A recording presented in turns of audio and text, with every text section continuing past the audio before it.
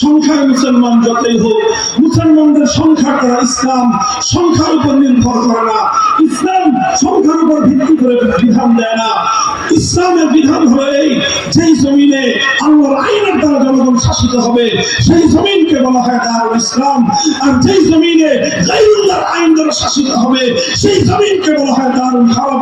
সুতরাং ভারতবর্ষে যেহেতু আল্লাহর আইনকে উৎখাত করে ব্রিটিশ প্রবর্তিত মানব রচিত আইনের দ্বারা দেশ শাসন শুরু হয়েছে, সুতরাং এটা এখন দারুল ইসলাম নাই, এটা দারুল হারব অর্থাৎ শত্রু কবলিত দেশে পরিণত হয়েছে। সুতরাং ফতোয়া হলো আবার এই মুসলিম এই এলাকাকে, মুসলিম এই জনপদকে আবার দারুল ইসলামে পরিণত করার জন্য জিহাদ করা, লড়াই করা, সংগ্রাম করা প্রতিটি মুসলমানের জন্য ফরজে আইন। এই ফতোয়া জারি করে শাহ আব্দুল আজিজ মুহাদ্দিস দেহলভী রাহমাতুল্লাহি আলাইহি তিনি ইংরেজদের বিরুদ্ধে জিহাদের ডাক দিয়েছিলেন। একদিকে শুরু হলো মানব রচিত আইনের দ্বারা এলাকা শাসন করা, মুসলিম জাতিকে শাসন করা, বিপরীত দিয়ে শুরু হলো শাহ আব্দুল আজিজ রাহমাতুল্লাহি আলাইহির ফতোয়ার এই উত্তরাধিকার ধারণ করে ওলামায়ে কেরামের পক্ষ থেকে মানব রচিত আইনের বিরুদ্ধে লড়াই এবং সংগ্রামের এক শাহাদাতের ধারা। 1831 সালে বালাকোটের রণাঙ্গনে সৈয়দ আহমদ শহীদ রাহমাতুল্লাহি আলাইহি লড়াই করলেন, যুদ্ধ করলেন, আল্লাহর জমিনে আবার আল্লাহর আইনের দ্বারা মানুষকে শাসন করবার সেই সময় ধারা ফিরিয়ে আনবার জন্য লড়াই হলো, যুদ্ধ হলো, সংগ্রাম হলো, অসম লড়াই ছিল। ক্ষুদ্র একটা শক্তি একটা বৃহৎ শক্তির সাথে লড়াই করলো। এই লড়াইয়ে সৈয়দ আহমদ রাহমাতুল্লাহি আলাইহি শাহাদাত বরণ করলেন, রক্ত দিলেন, জীবন দিলেন। ওনার একান্ত শিষ্য ভক্তরা রক্ত দিল, জীবন দিল। কিন্তু তারা ইংরেজদের বিরুদ্ধে হয়তো বাহ্যিকভাবে যুদ্ধে লড়াই করতে পারে নাই, কিন্তু এক মুহূর্তের জন্য আল্লাহর আইনের বিরুদ্ধে কোন গায়রুল্লাহর সার্বভৌম ক্ষমতার আইনকে তারা মেনে নেন নাই। শহীদ হয়ে গিয়েছেন তারা, কিন্তু জিহাদের দাওয়াল নিভে যায়নি। শহীদ হয়ে গিয়েছেন, জিহাদের ধারা বন্ধ হয়ে যায়নি। চলতে চলতে আবার 1857 সালে সৈয়দুত তায়েফা হাজী ইমদাদুল্লাহ মুহাজির মক্কি রাহমাতুল্লাহি আলাইহি আবার সংগঠিত করলেন, আবার লড়াইয়ের জন্য তৈরি হলেন। তিনি আবার শুধু যুদ্ধ নয়, শুধু জিহাদ নয়, শুধু সংগ্রাম নয়, হাজী ইমদাদুল্লাহ মুহাজির মক্কি রাহমাতুল্লাহি আলাইহি যেই কাজ করেছিলেন লক্ষ্য করে শুনুন।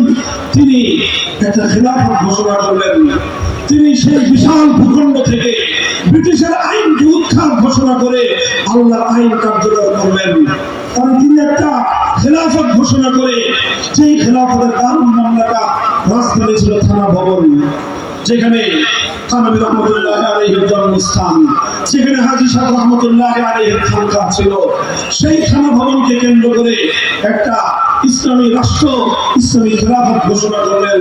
সেই খেলাফতের আমিরুল মুমিনিন ছিলেন হাজী ইমদাদুল্লাহ মুহাজির মক্কি রাহমাতুল্লাহি আলাইহি। সেই খেলাফতের সালারে আজম প্রধান সেনাপতি ছিলেন হাফেজ জামিন শহীদ রাহমাতুল্লাহি আলাইহি। তার কাজী কুযাত প্রধান বিচারপতি ছিলেন রশিদ আহমদ গাঙ্গুহি রাহমাতুল্লাহি আলাইহি।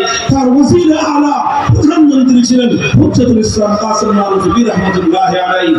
আমরা শুধু হাজী সাহেব রাহমাতুল্লাহি আলাইহি মনে করি সৈয়দুত তায়েফা, আমরা শুধু বলি উনি সব পীরদের পীর ছিলেন।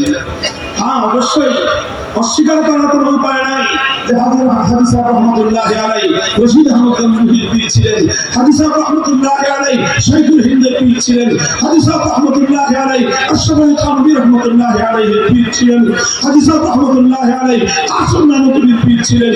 সকলের পীর যেমন তিনি ছিলেন, এটা যেমন তার পরিচয়, তিনি সৈয়দুত তায়েফা, সঙ্গে সঙ্গে এটার পরিচয় তিনি এই ভূখণ্ডের আমিরুল মুমিনিন ছিলেন।